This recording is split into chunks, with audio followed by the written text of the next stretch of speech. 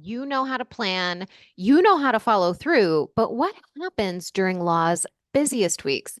This episode is for you to help you create more peace in your practice no matter what's going on. Hello, hello. How are you doing today?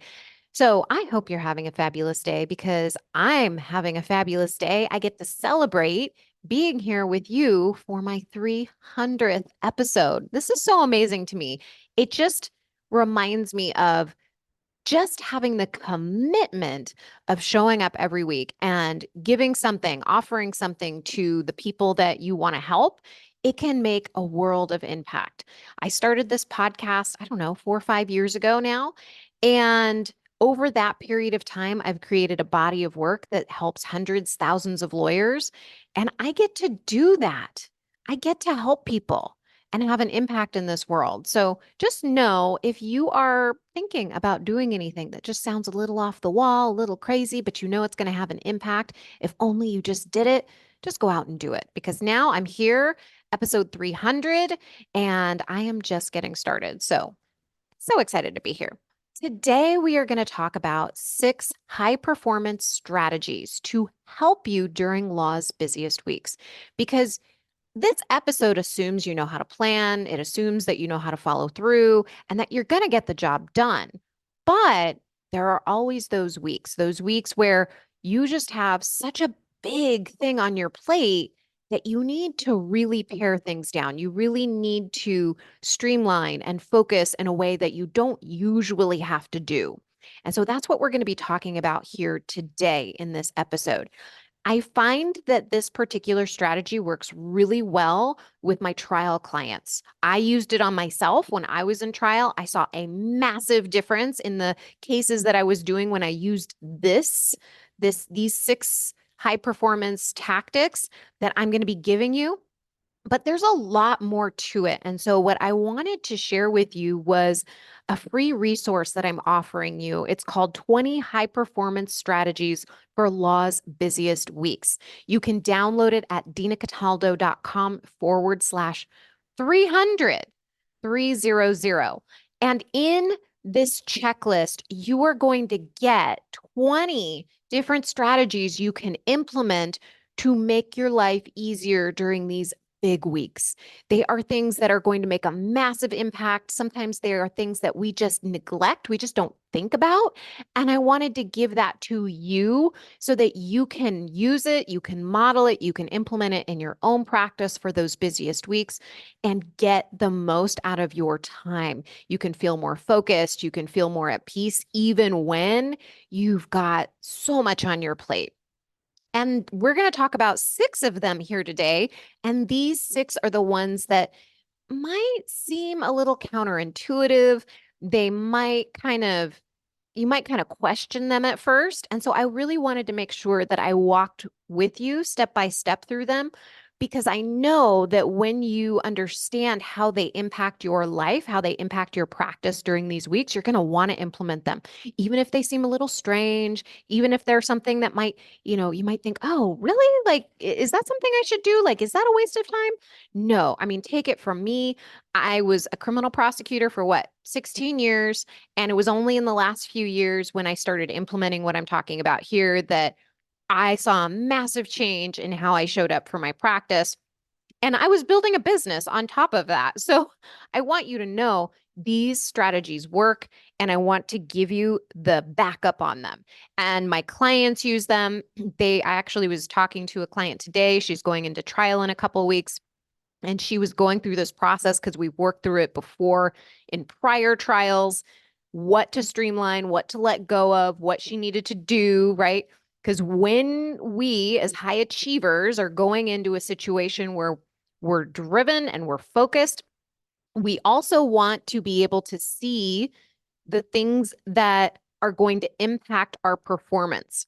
And for her brain said, oh, I can't hand off this work to the associates because I need to make sure my eyes are on it.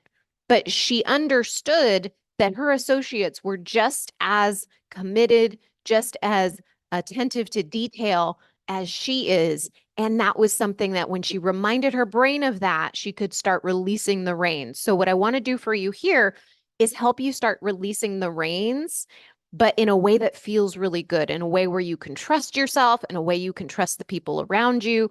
And I wanted to walk through these with you so that you can see you can trust these, you can do these. Okay. So here's the first one. You've probably heard me say this on the podcast before if you've been listening for any amount of time. But number one is to put your well being first. Sounds like it could be an impossible task, right? You've got to stay up late. You've got to make sure you've got all of your work done. You've got to make sure you're hitting your billables. If you're in trial, you don't have to worry about your billables because you're working so many hours. But to tell yourself, wow, I got to put myself first during all of this, how is that going to happen? That could be a bit of a challenge. It could be a bit of a stretch for you.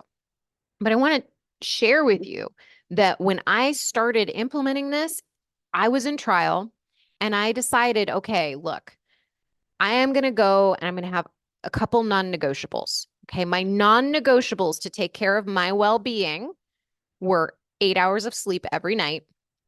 It was yoga every day and it was having healthy food. And I made those as simple as possible for myself. So I planned everything out. Okay. And when it was time to go to bed, I was just like, okay, it's time to go to bed. Whether I was tired or not, I was like, nope, you are going to bed. You're not watching TV, nothing. It's like you go to bed because you know you're going to be waking up early and you're going to be going into the office and you're going to be doing trial work. And then when I got back from court, I would just go straight to yoga. That was my plan. I mean, it was boring. It was like eating, you know, toast every day, right? That's not what I was really eating. But what I mean is it was so bland, right? It was the same thing day in and day out. It was go to sleep at a certain time, wake up at a certain time, go to work at a certain time, get things done, go to yoga, come back, right? In the middle, you eat at certain times. It was not variation. It was steady. And that's what you want to create during your busiest weeks, right? I don't like the word busy, but there's just no way around it. Like these are times when you are having an aberration, you're having extra clients have come in, you've maybe just bitten off a little bit more than you could chew in your practice, or maybe you're in trial and these things happen. And it's up to us to be able to notice when those things are going to be happening, right? Be able to plan for it, see it ahead of time, and then go in and do the streamlining. And one of the things you got to streamline is your well-being, how you do. Like I couldn't do everything that I wanted to do. I had to cut things out. I couldn't have my hour in the morning with my coffee or whatever it was to relax because I needed to go to the office. I needed to prep and get things done. But my compromise with myself was, okay, these are the three things that I am going to do no matter what. And to make things as simple as possible for myself, I wasn't cooking every night. I pre-purchased those meals and I had them ready in my fridge. So these are the things that you can do when you plan. And this episode's all about you already having a plan. You already know how to make a plan. And now we are just tweaking it, refining it so that you can have the highest performance that you can, even though your plate is full this time around, this week around. All right. The second thing I am going to share with you that may seem a little crazy is that you've got to leave your work at home. You've just got to leave it at home. There's just so many ways that we want to bring work into our office, or into our homes, right? We want to bring the suitcase in. We want to oh, well, I'll just get that one last thing. I'll just do this one last email, do this one last thing. No, just you cannot do that. If you've got to check an email, it's an emergency email, or you've got to call a witness, okay, fine. But do not bring home big items. All right. Either stay late at the office. I don't recommend staying too late, but you either stay late at the office and then you have your non-negotiables, but you don't bring work home. This is what I did. So I would have all my trial work. I would wake up super early in the morning. I learned over time that I have the best focus in the morning. I also knew that I needed a couple hours to kind of prep my system to go into court. I couldn't just get up and then go to court. I need that prep time. I need that. Sometimes I have my little dance party to dance it out before I went into court. So I needed that time for myself. So for you, you'll have to check in with your own rhythms. You may notice that you love staying up late and you're fine waking up early. Don't make any major changes during this period. Okay. Just stay as in alignment with your current rhythm as possible because you don't want to jar things. You don't want to shake things up too much and start creating this brand new habit. You want it to be as smooth as possible. So if you work better in the mornings, then get up early and go to the office and do your work at the office. If you work better at night, stay at the office a little bit later, and then you can wake up earlier in the morning, or you can just wake up and do your regular thing. But find a rhythm that's good for you. The reason I recommend not bringing work home is because we need a break. We need a mental break. We need a physical break from the work. And having that physical break from the office and the work that's in the office is something that is going to help you rejuvenate. You cannot expect your highest performing work if you're constantly working. You've got to take a break. That's why putting your well-being first is number one, and you've got to do that. And then the second thing is leave your work at home as much as you can. Like I said, maybe one email, something like that, but do what you can to leave the work at home. I do understand when, like my client, she's actually in a hotel, she's, working constantly, she's around all of her colleagues. And so it's difficult to leave your work at home. You're just like in it. You are in the hotel with these people and you're constantly doing things. But what you can do is you could say, all right, this time, my workout time, I'm not doing work. It's just about me and working out. When I'm sleeping, I'm not, reading a brief right before I go to bed. I'm just like, okay, I'm going to get ready for bed and then I'm going to go to sleep. So you give yourself those conscious breaks from the work, even if they're small ones. Create those breaks for yourself. All right. And the third thing I want to talk to you about that will help you perform at your best during this time period is to prioritize. And that might sound pretty obvious. But one of the things that I hear my clients say is that, oh, you know what? But I could just handle this one thing. This one thing, if I do it right now, oh, I won't have to think about it next week. It's going to be so easy. Like it'll be easy. Let's just do it now.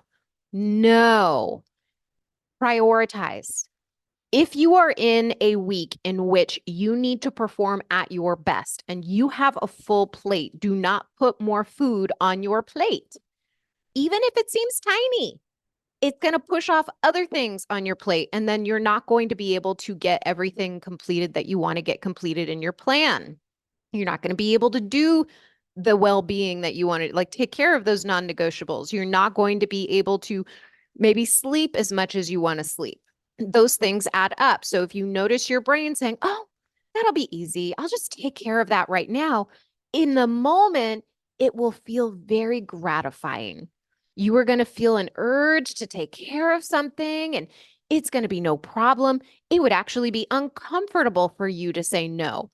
I want to offer to you that you say yes to feeling uncomfortable and you say no.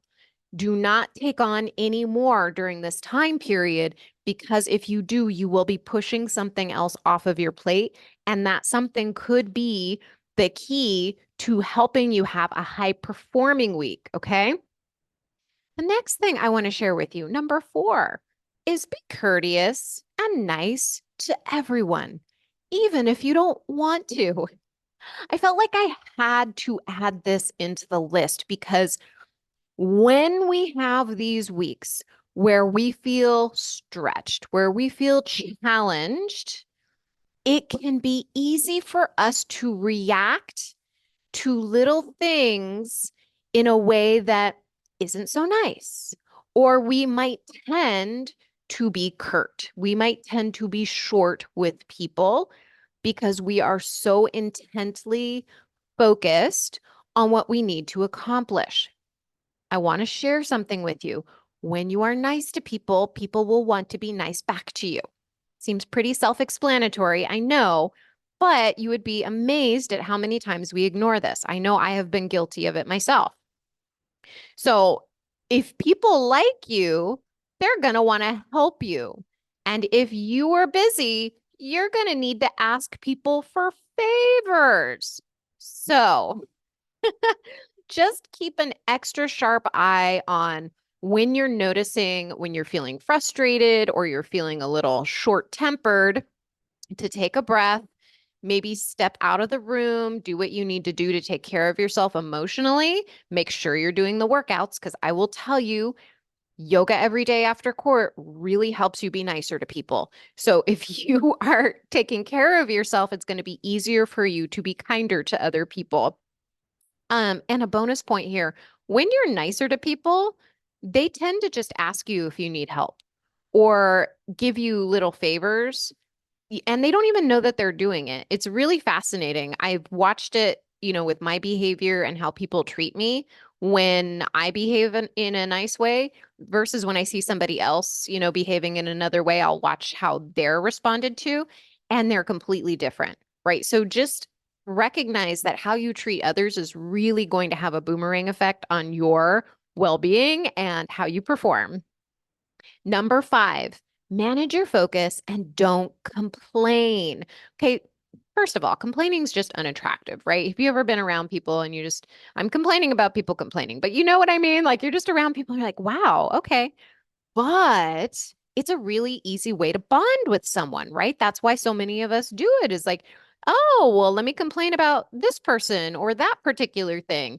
And it creates this really false sense of bonding and friendship. It's a very superficial thing, but it is pretty strong. That's why humans do so much of it. So I want you to recognize that this is just a behavior that happens in the world. It doesn't mean you're a bad person if you do it, but consider how much time you waste when you complain. Because not only are you stopping to complain about everything that's happening or the person that did you wrong, but you're also maybe ruminating about it later. You're not just complaining about it once, maybe you're complaining about it again to another person, and then you're thinking about it, and then it becomes this whole drama, and it's taking up space in your brain. It takes up a lot of energy, a lot of time for you to complain. And when you cut this out, you will be able to manage your focus so much better, no matter what is happening with you during your practice during this busy time, right? You will be able to handle it. I really want you to just consider this, because I noticed for myself when I made a conscious effort not to do it, how much time I saved. And I didn't have unnecessary conversations. I didn't have anything like that that was impacting my ability to focus. So just know that this is something you can do. It might be a little uncomfortable at first. You might notice yourself kind of like choking down a complaint or wanting to chip into somebody else's complaint and having to choke that down. But do it. It will make a difference, and you'll be able to take a breath and move back into whatever it is you were doing. The sixth thing I want to share with you that will help you perform at your best during this time is to give yourself at least one full day off after this week. Okay. So you're going to have at least one day off. So you might not be able to give yourself 2 days off. I get it. You might want to go into the office, make sure that you're not behind on some things that had to kind of be deprioritized because you had this week where you really needed to prioritize that particular project, that particular trial, whatever was going on. But give yourself at least one full day where you can sleep in. Maybe you can plan a nice brunch with your family or by yourself, right? And then you could just get groceries, take care of like the human things. But these 6 items alone are going to help you so much. If this is something that you can kind of see on the horizon, where you know that there's going to be a week where you have a lot on your plate, I highly encourage you to download the 20 high performance strategies for Law's busiest weeks. You can get it at dinacataldo.com/300. It will walk you step by step. It's going to give you the checklist. You just go down it. It has some really good tips in there, like tips I wish somebody would have just told me to just help me focus my brain and not have so many things coming at me or feeling like I was pressured to get more things done. You're going to get some really practical strategies to implement. So you can download that at dinacataldo.com/300. All right, my friend. And as always, I know that if you're listening to this, you have some big plans, you have some big goals, you want more from your life, and I want to help you get there. If you've been listening to this podcast for a while and you know that your next logical step is to grow, to up level your practice, I highly encourage you to book a strategy session with me. I actually had a strategy call today, and the lawyer I was talking to, she was telling me, I can't believe that this is free. Like, this was amazing. And she thought it was going to be all about time blocking and how we were just going to like work on time management. And I said, no, we got to start here because this is what's blocking you from getting things done. And this is why you're not hitting your billables.